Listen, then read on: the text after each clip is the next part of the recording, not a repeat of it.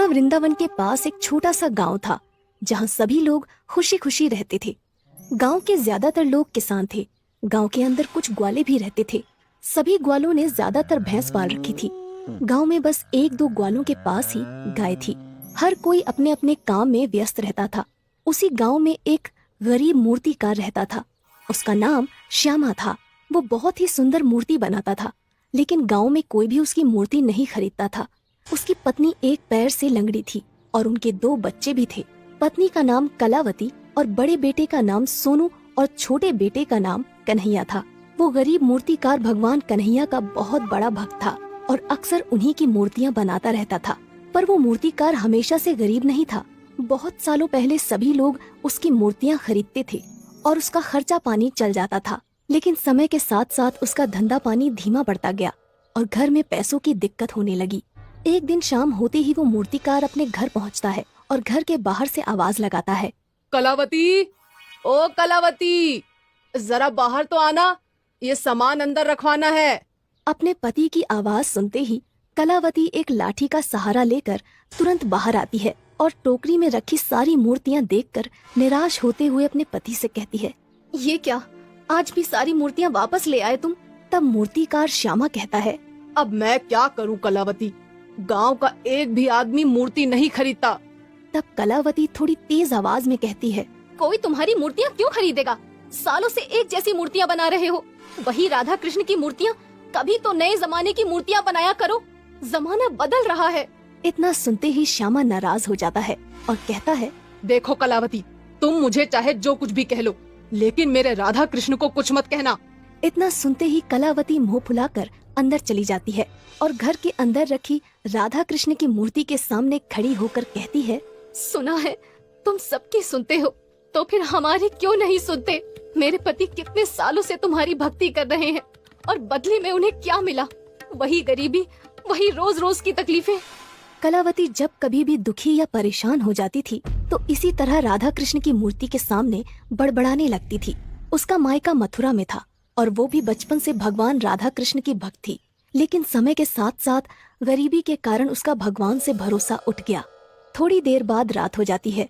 कलावती और उसके दोनों बच्चे सो जाते हैं, लेकिन श्यामा अभी भी जाग रहा था और उसे अपने वो दिन याद आ रहे थे जब पूरे गांव में उसकी मूर्तियां बहुत ही प्रसिद्ध हुआ करती थीं। उसकी मूर्तियां खरीदने दूसरे गांव से भी लोग आया करते थे। उसका बड़ा बेटा सोनू 2 साल का हो गया था और कलावती गर्भवती थी। अचानक एक रात कलावती के पेट में तेज दर्द होता है और वो चिल्लाने लगती है। श्यामा तुरंत जाग जाता है और कलावती से कहता है, क्या हुआ कलावती, इतना क्यों चिल्ला रही हो? तब कलावती दर्द से कराहते हुए कहती है,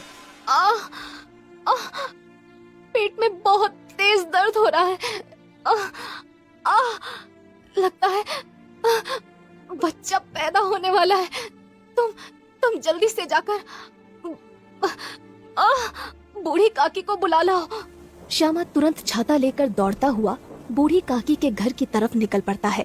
उस रात बहुत जोरों की बारिश हो रही थी और बादल गरज रहे थे। जैसे तैसे करके श्यामा बूढ़ी काकी के घर पहुंच जाता है और दरवाजे पर लगी कुंडी खड़काने लगता है। काकी, ओ काकी, अरे जल्दी दरवाजा खोलो, कलावती के पेट में बहुत तेज दर्द हो रहा है। इतना सुनते ही बूढ़ी काकी तुरंत दरवाजा खोलती हैं और इसके बाद बूढ़ी काकी श्यामा के साथ उसके घर की तरफ निकल पड़ती हैं। बूढ़ी काकी पूरी रात कलावती की देखभाल करती हैं और उसी रात कलावती एक लड़के को जन्म देती है। श्यामा अपने दूसरे बेटे का नाम कन्हैया रखता है क्योंकि उसे भगवान कन्हैया पर बहुत विश्वास था। धीरे धीरे समय बीतता गया और उसके दोनों बेटे बड़े होने लगे, लेकिन मूर्ति बेचने का धंधा धीमा पड़ता गया और कुछ सालों बाद घर में गरीबी ने दस्तक दे दी। इतना सोचते हुए श्यामा को नींद आ जाती है। अगली सुबह होते ही श्यामा तैयार होकर अपनी मूर्तियों की टोकरी उठाता है और मूर्तियां बेचने बाजार की तरफ निकल जाता है। मूर्तियां ले लो, मूर्तियां, सुंदर सुंदर मूर्तियां, भगवान राधा कृष्ण की मूर्तियां ले लो।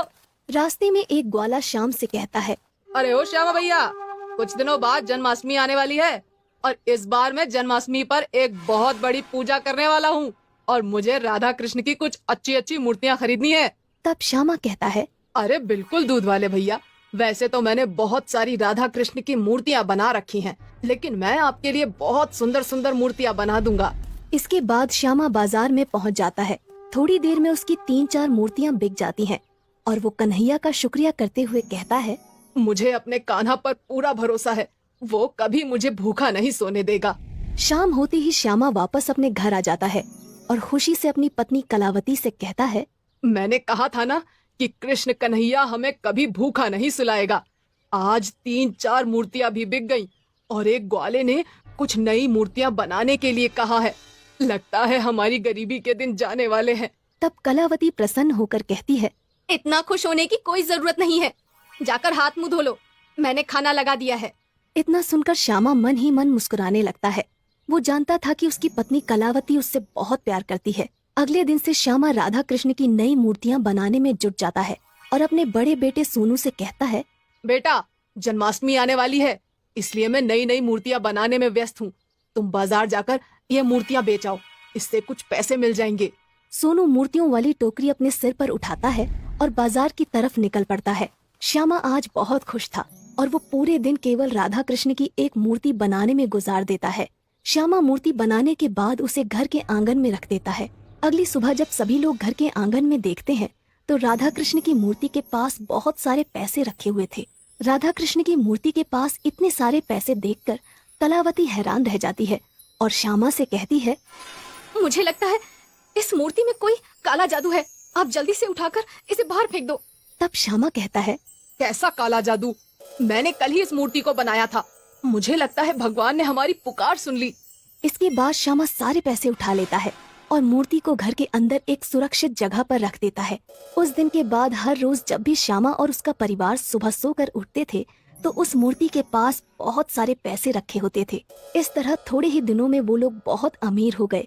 लेकिन श्यामा ने अपना मूर्ति बनाने का काम नहीं छोड़ा और धीरे धीरे श्यामा ने एक बहुत बड़ी मूर्तियों की दुकान खोल ली।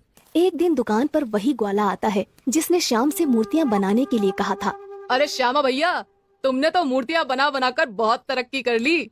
तब श्यामा कहता है, अरे भैया, सब ऊपर वाले की मेहरबानी है।